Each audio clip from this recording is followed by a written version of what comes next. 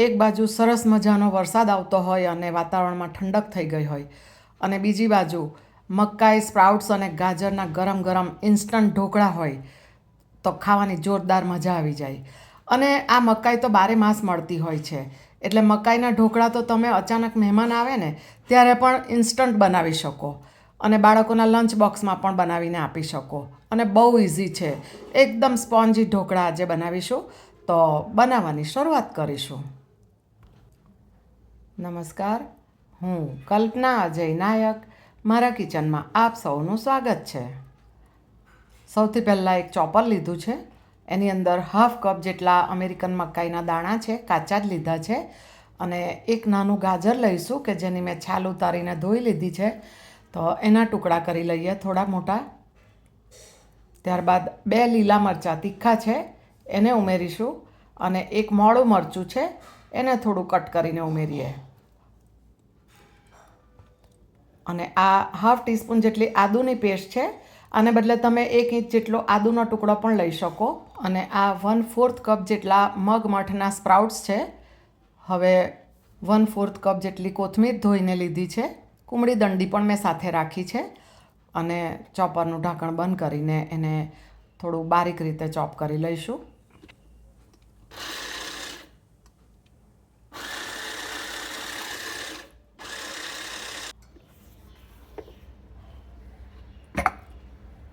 જુઓ, આ રીતે બારીક ચોપ કર્યું છે.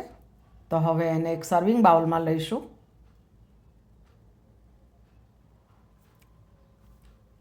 હવે 1 કપ મોટો રવો લીધો છે. આ રીતે થોડો દાણેદાર આવે છે એ લેવાનો છે. અને 2 ટેબલસ્પૂન ચણાનો ઝીણો લોટ લઈશું. અને 2 ટેબલસ્પૂન જેટલું તેલ લઈશું કે જેથી ઢોકળા આપણે ખાતી વખતે ગળામાં કોરા નહીં લાગે. સારી રીતે મિક્સ કરીશું. અને આથો લાવ્યા વિનાના બનાવવાના છીએ, તો સાધારણ ખટાશ હોય તેવું અડધો કપ જેટલું દહીં લીધું છે. અને 1/4 ટીસ્પૂન હિંગ અને હાફ ટીસ્પૂન જેટલી હળદર ઉમેરી અને સ્વાદ પ્રમાણે મીઠું ઉમેરીશું. અને બધું સારી રીતે મિક્સ કરીએ. ત્યારબાદ પાણી ઉમેરીશું.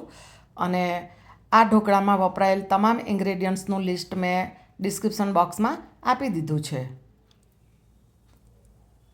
બીજી બાજુ મેં પાણીને થોડું હૂંફાળું કરવા માટે ગેસ પર મૂકી દીધું છે, કારણ કે આપણે આથો નથી લાવવાના, ઇન્સ્ટન્ટ બનાવવાના છીએ, એટલે થોડું હૂંફાળું પાણી રેડીશું. તો આ રીતે આંગળીથી અડી શકાય એટલું જ હૂંફાળું રાખવાનું. તો પાણીનો ચોક્કસ ખ્યાલ આવે એટલા માટે હું આ 1 કપ ભરીને લઉં છું અત્યારે. અને ચોપરમાં થોડું વેજીટેબલ્સનું મિશ્રણ છે, તો એ પણ ક્લિયર થઈ જાય. અને આ બાઉલમાં ઉમેરી દીધું છે. અને હું આ 1 કપ પાણી લીધું છે એમાંથી જ હું ઉમેરતી જઈશ, અને લાસ્ટમાં તમને કહું છું કે કેટલું પાણી મેં વાપર્યું છે. અને આ અગાઉ મેં અમેરિકન મકાઈનો ચેવડો કેવી રીતે બને એની રેસીપીનો વિડીયો પણ આ ચેનલ પર પોસ્ટ કરેલો છે.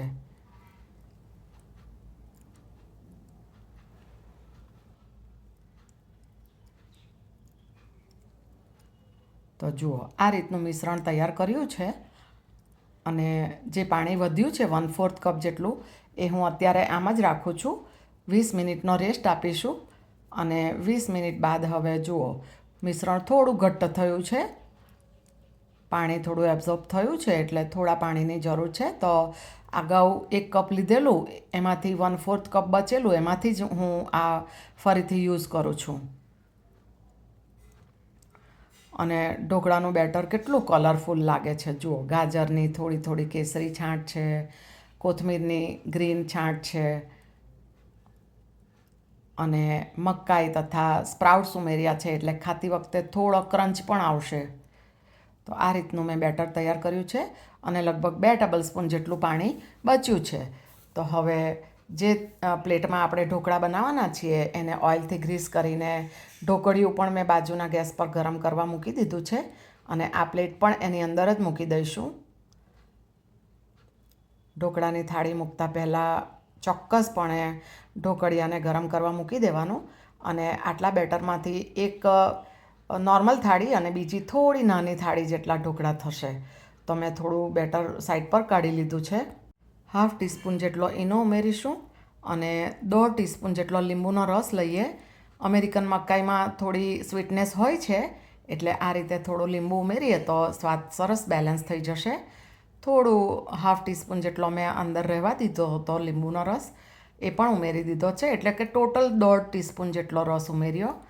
અને હવે આપણે ગરમ કરવા મૂકેલ ઢોકળિયું છે એની અંદર આ થાળીમાં ઢોકળાનું બેટર પાથરી દઈએ.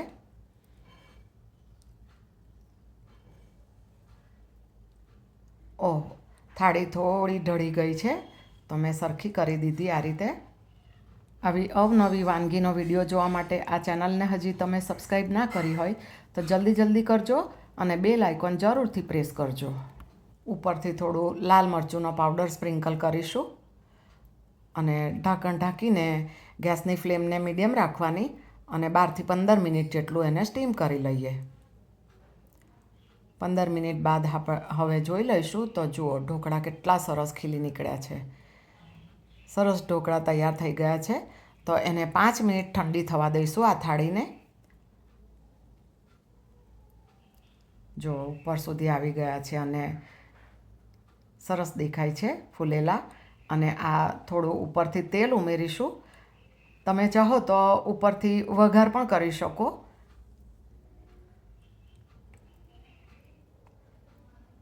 હવે થાળીને કટ કરું ને ત્યારે આ બીજી થાળી છે, બીજી નાની થાળી મેં અગાઉ કહ્યું હતું એ પણ તૈયાર થઈ ગઈ છે.